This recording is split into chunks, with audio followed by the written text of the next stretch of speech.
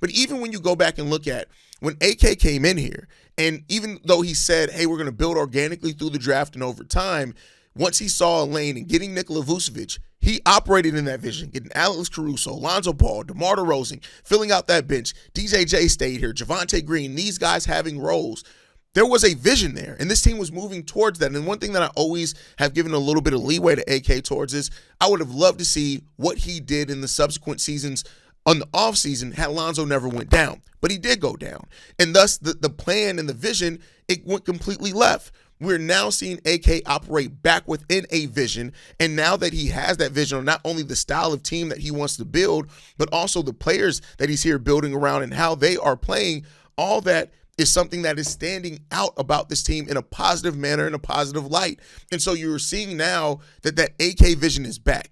And I, for one, am super excited about what this could be because the Bulls are going into an offseason with potentially 2 first-round picks. More on that when we get into the voicemails. Potentially 2 first-round picks, $110 million in cap space, and several roster spots open to make some moves and some maneuvers. Now, in some of that, you may lose some guys that you want. We'll see, right? We don't know exactly what's going to happen there.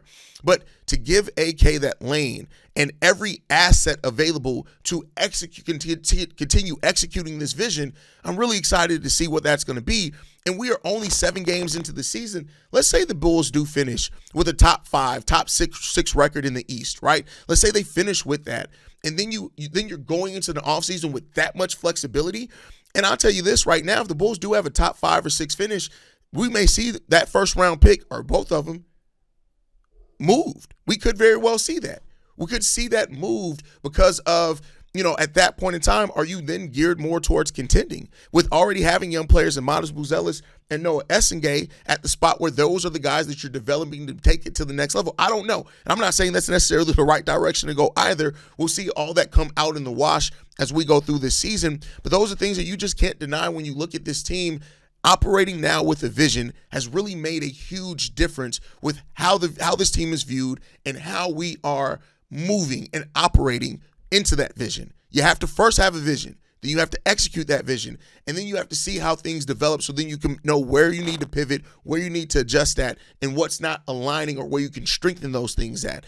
I think AK has earned, with where things are right now, a little bit more patience. That is something that he asked for, is that patience. And he asked for the patience until the summer of 26.